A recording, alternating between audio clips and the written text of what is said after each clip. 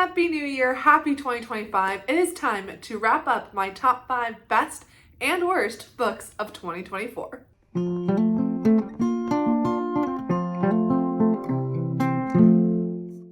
Yes, hello friends. My name is Jamie, in case you haven't been here before. Welcome. Today we are going to be talking about some of the best and worst books that I read in 2024. It was I would say not the best reading year for me, but nonetheless, I do have some pretty great books to shout out today, and also some not great books. But I do this video every year, and I'm always excited to look back at my reading year and pull out some notable highs and lows. We're going to be starting with the worst books first so that we get the best books last, and I'll be counting down from 5 to 1. So getting right into it, my worst books of 2024, starting with number 5, that is The Bone Clocks by David Mitchell.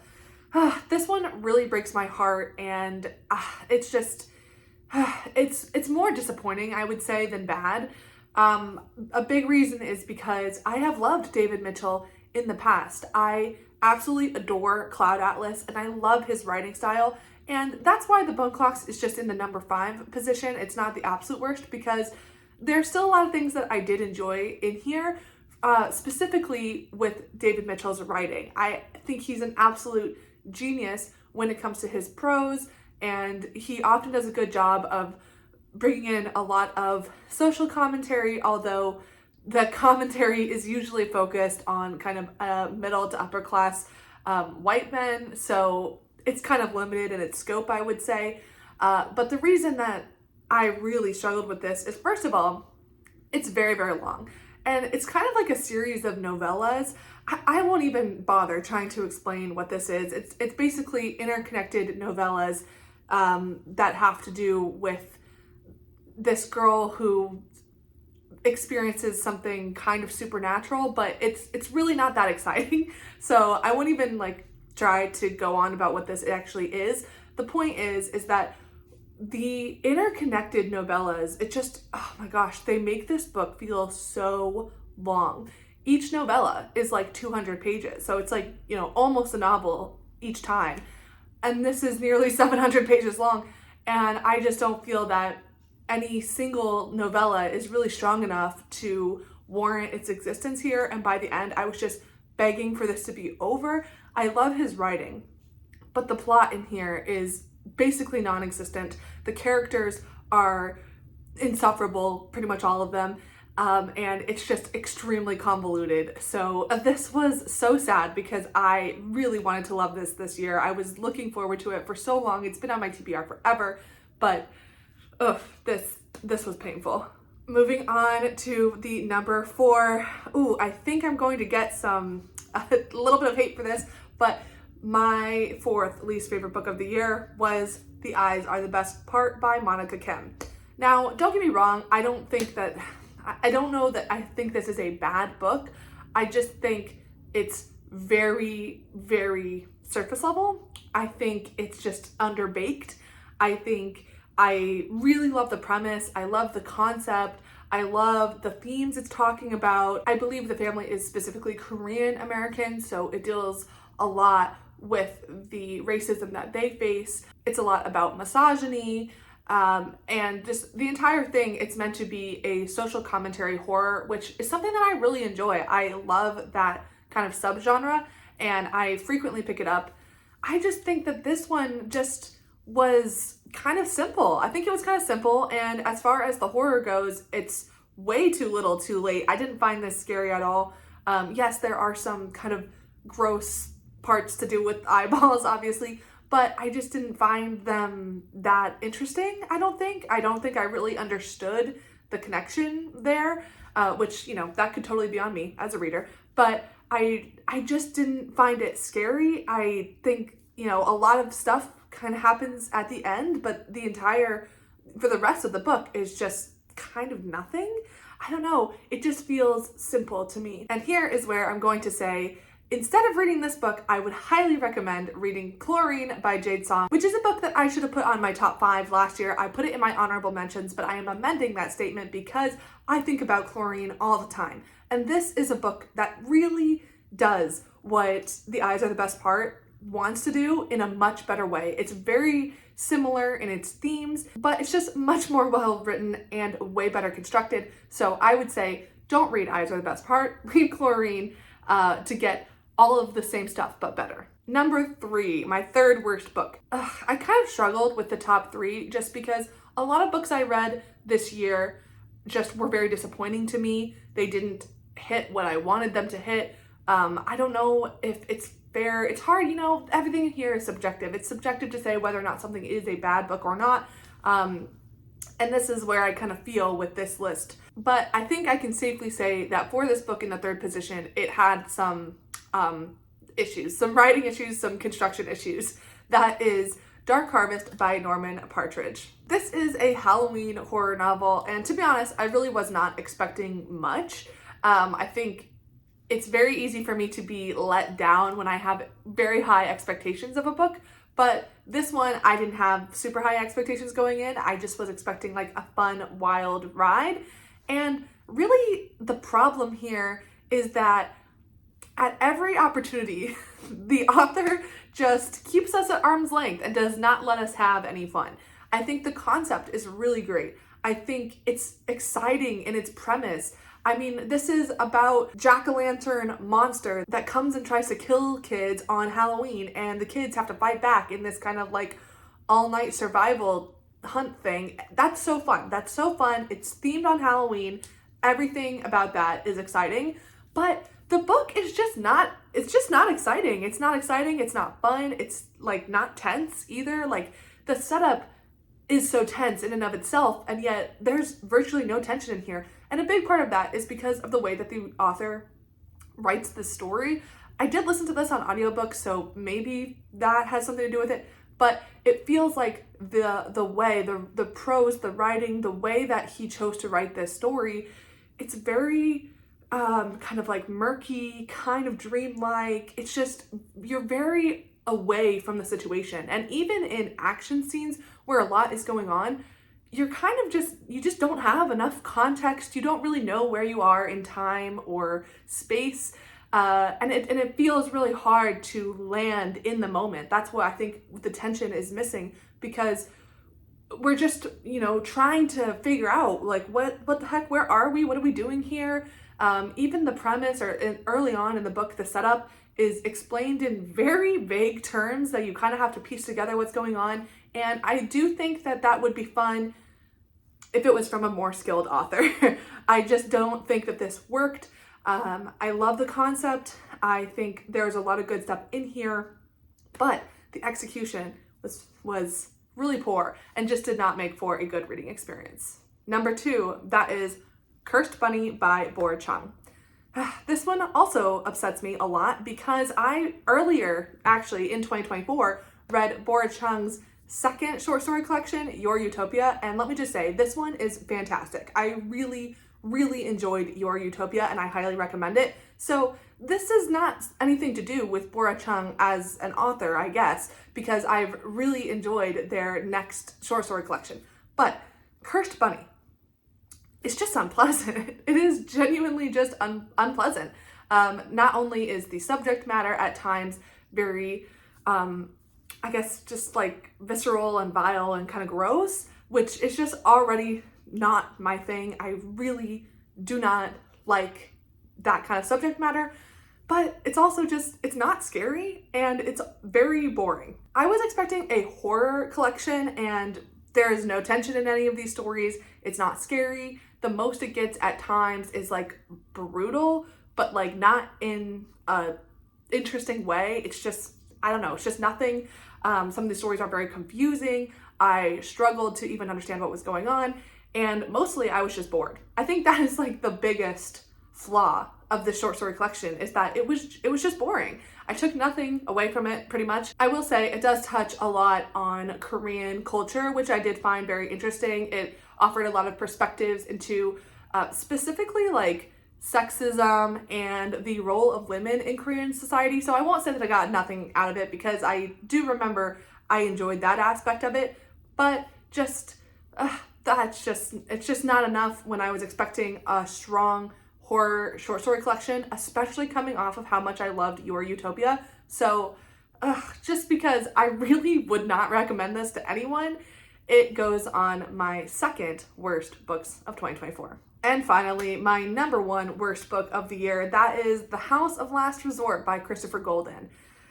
Ugh, yikes. This one was rough. I've talked about this at length multiple times. I did make an entire video on this book, but this is a horror novel about an American couple who gets the opportunity to move to Italy for like dirt cheap, because this town is basically in financial ruin, and they get this family to move into this house. And the house is of course haunted, and things happen from there. Except that things really don't happen from there, because this book is not scary, it's not interesting, and I even found it a little bit, I don't know if I would go so far as to say problematic, but I definitely had some issues with the portrayal of this American couple coming in and kind of just deciding what they think is best for this Italian town.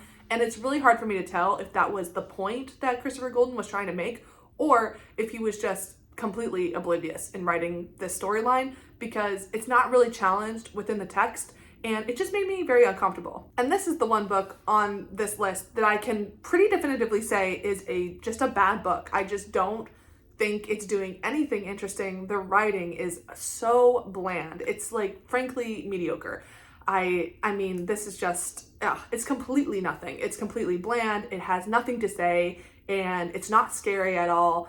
I think the biggest issue for me was that this was chosen by Aardvark Book Club, which I really expected and just kind of held to higher standards.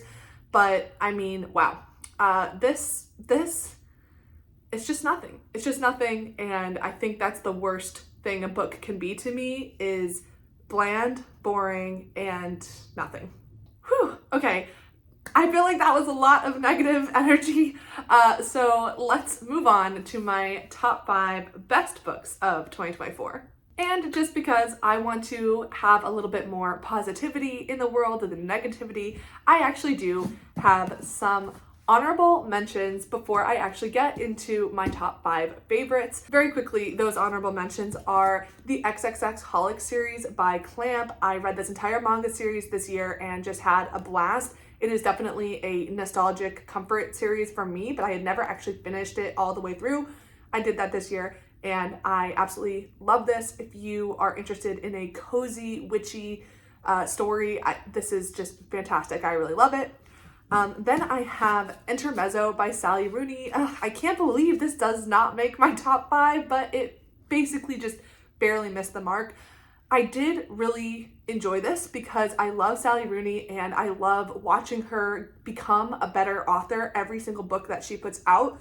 She gets smarter, she gets more mature, she gets more interesting, and she's doing a lot of very creative things from a writing perspective.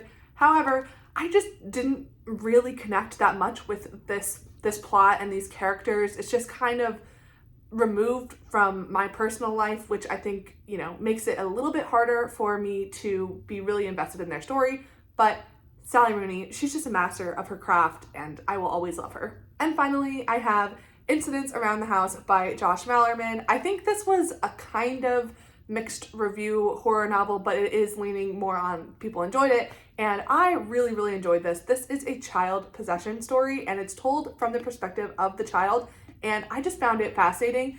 I also found it terrifying. I read it basically in one sitting for my 24-hour horror readathon, and I just had the best time with this. It's my first Josh Malerman, but I'm very interested to see what else he has done. Okay, and now let's get into it. And when it comes to these 5 books, I think they could move around in the ranking at any given time, but this is just where my heart is landing right now. So in the number 5 position, that is I Who Have Never Known Men by Jacqueline Hartman.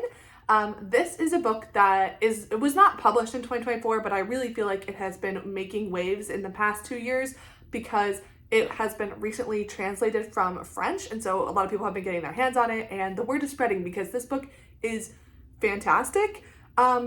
It's also terrifying. I really love this, but the feeling that it gave me while reading, I would not say is necessarily a pleasant one, but I think that's the thing. Good books can make you feel all sorts of things. And in my reading, I'm looking to have all of my emotions challenged, and this one absolutely does that.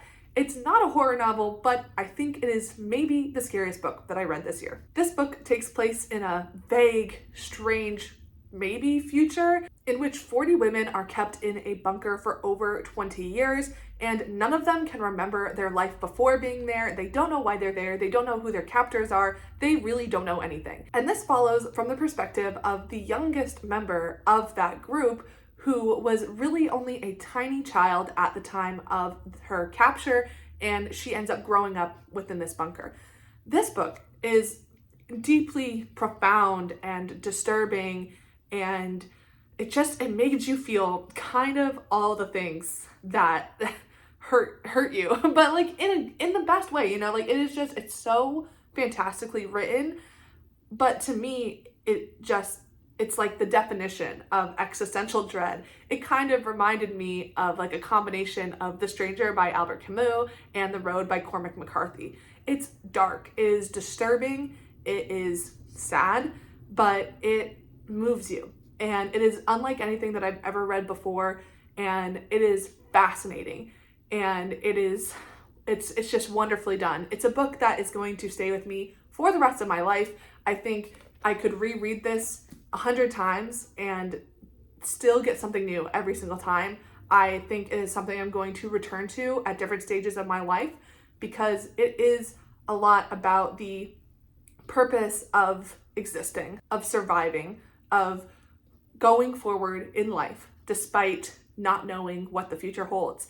And it is just deeply, deeply moving. In the number 4 position is a book that is, I think, a little bit more personal to me. I think it's not going to have as wide of an appeal, but it was one of my favorite reading experiences of the year. That is The Witching Year, A Modern Fumbling Through Modern Witchcraft by Diana Helmuth. This is a kind of memoir / journalistic investigative piece told in journal entries over the course of 365 days of our author, Diana Helmuth, who is learning about modern witchcraft for the first time, and she attempts a year of fully practicing modern witchcraft and learning all about it and all that stuff. What I think is really fascinating and why this works so well for me is that when it comes to nonfiction, I love the combination of the author who is actively participating in learning about their subject matter. So this is kind of in the same vein of like Mary Roach, who wrote Stiff, which was a book I really enjoyed. It's very hands-on. I love getting the author's thoughts and perspectives and reflections, and they learn something and maybe they don't agree with that, or they learn something and then they go to another source and they hear the complete opposite thing, and they're kind of like balancing that knowledge. And really it's the process of doing the learning that I really enjoy in structured nonfiction like this. So I really enjoyed that aspect of it. This is a lot about Diana Helmuth as the author trying to discover herself a lot. It is about a journey of self-discovery that she's doing via this project, which is something I found really interesting. And then on the whole, the book is looking at the ways in which religion is kind of the sole last form of community that exists for our generation in the digital age, where we are kind of just more isolated than ever. But at the same time, people are leaving structured religion faster than ever, and it's kind of creating this gap and this hole of people not really having something that they connect to, a community, a spirituality, which being not a spiritual person myself, I kind of really resonated with. And in this book, Helmuth is trying to kind of figure out what the solution to that isolation is, and how can we form communities and be open to personal growth and, perhaps even spiritual growth without falling into the traps that are heavily present in structured religion, like misogyny, like racism, like imbalanced power dynamics, all of those things that are reasons that people are leaving structured religion. And so she kind of explores all that here. Like I said, a lot going on, and I don't necessarily think this is going to be for everyone, but as a memoir and a journalistic piece, this really worked for me, and it's a book that I think about all the time. Number 3, that is We Used to Live Here by Marcus Kilware. Ooh, this is the horror novel that absolutely swept the internet this year. Everyone was reading it, and I picked it up like on the day of its release. I immediately went home, started reading it, and was like, yeah, this is something special. We've got something here. And I was so happy to be proven correct because, wow, this took off. Everyone's been loving it, and I absolutely loved it. It is terrifying. It's absolutely terrifying. It is about a young couple who have moved into this grand house. They're actually flipping it to make a profit, but it's this grand, Victorian mansion type thing. And they get a knock on their door, and it's a family, and the father says, oh, we used to live in this house. Could we, I want to show my kids. Can we come and take a look at it? And from there, some absolutely insane things happen. I had the best time. I mean, I think the reason people love this is because it is just so fun to read. It is a book that you absolutely cannot put down because it's just crazy. It's insane. There's so much to find in here. There's some mixed media elements. There's theories. There's an entire Reddit dedicated to the rabbit hole that this book kind of sends you down. There's, online theories and different ways, different elements of this can be interpreted. It's just a fun ride. Like, what can I say? It was a very fun reading experience, and it is actually really scary. I would say maybe one of the scariest horror books I've ever read, and I just had a great time. So if you are looking to have a really fun, spooky time and you want to read something quickly, you got to pick this up. In my number 2 position, okay, this is kind of going to be like a tie. The reason that I wait until after December 31st to post this video is because what if I find a book I really love on the last day of the year? And guess what? It actually did happen.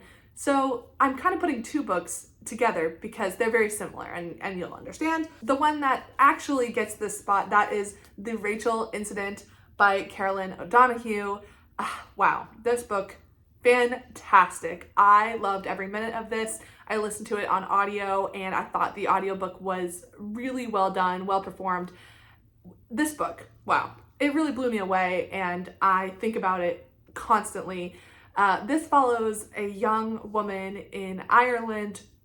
She's just about to graduate school and trying to figure out what she wants to do with the rest of her life when she discovers that she is pregnant, and this pregnancy really sends her down a spiral of kind of unknown situation. At the same time, she's dealing with not exactly a love triangle, but she is kind of dealing with a situation with the baby's father and some other players in her life, and all of these relationships kind of intersect in really interesting ways, and it's just fantastically written. It's so engaging as from a character voice. It touches on some really important social topics that I loved, and just the construction of this novel. It's like, oh, wow, it is such a juicy plot. Like, you just want to know more. You want to learn what's going on. Like, it's just fascinating. It's deeply, deeply fascinating, and that makes it so fun to read. I love it. And you really walk away feeling like you've gained something. You've gained a lot. You've learned something. You've changed along with this character, and I just love that so much. And then the book that I'm kind of tying with this one, and the book that I basically just finished on like the 30th or 31st, that is Margot's Got Money Troubles by Ruthie Thorpe. These 2 books really, they go together because they have very similar plots, but a couple big differences. Margot's Got Money Troubles focuses on a young girl who is 19 at the time that she becomes pregnant, and due to that, she is cast out by her family and forced to live out on her own and kind of figure out how she's gonna make it in life. And this book really takes a close look at the struggles of being a young mother, a young single mother, and the ways in which the working world just is not set up to be able to support young mothers. Really fascinating look. It's just nuanced and complex. And also, at the same time, she is dealing with a family member who has had some troubles trying to get back on their feet. And I think this book does a fantastic job of showing how what we see on the surface is really just a fraction of the truth of the reality of a situation. And I just thought this was so masterfully done. I definitely put these two books together and in conversation with each other because they both hit on similar themes, but they do kind of differ in the way that they go about it. And I think that you should read both of them. And finally, my number one book of the year. I feel like this was kind of an easy pick. I feel like the second I finished this book, I was like, I don't think anything's going to beat that. And that is A Gentleman in Moscow by Amor Towles. Wow. I adore this book. I really love this book. This is my first Amor Towles book, and I was just mystified.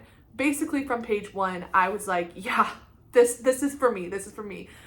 This is a historical literary fiction novel about this man who is kind of in the aristocracy. He has money in the 1920s in Russia, when Russia was just on the brink of some pretty serious political turmoil. And this man is charged with treason, but in a kind of as a joke, they force him to live out the rest of his days in this beautiful hotel. So we follow him from the first days of his sentence, living his life in this beautiful hotel. And it really is about just the people that he meets as their lives intersect as they come to the hotel. And he's just a fascinating main character. He is witty, he's clever, he's funny, he's just very easy to root for. It's just a beautiful story. Very heartfelt, sad at times, kind of runs the gambit of human emotions. And this really is about humanity and kind of the little joys of life, what makes life worth living. And it's just impossible not to root for him, because despite the fact of his situation and the fact that he's basically imprisoned, he has such a wonderful outlook on life, and it's powerful. There's also a lot of plot in here too. It doesn't sound like it from the way I'm talking, but there is actually a lot going on. We kind of get to learn about the politics going on in Russia, as well as there's a lot of characters that have things going on that kind of add to this plot. But mostly I was just completely enchanted by the prose, and I loved our protagonist. I adored the writing, and I just felt like I was just having, the most beautiful reading experience the entire time I was reading this. So Amor Towles is absolutely an author I'm going to continue to read from. I can't wait to read everything else that he's written, because I am just so fascinated with him as an author now. And yeah, this blew me away. So there you have it. Those are my top 5 best and worst books of 2024. Let me know down in the comments below. Have you read any of my top 5 favorites? What did you think? Or what was your favorite book of 2024? I would love to have a little chat in the comments down below. Thank you so much for being here. I hope you have a wonderful rest of your day, week, month, and 2025. And I will see you next time. Thanks so much. Bye.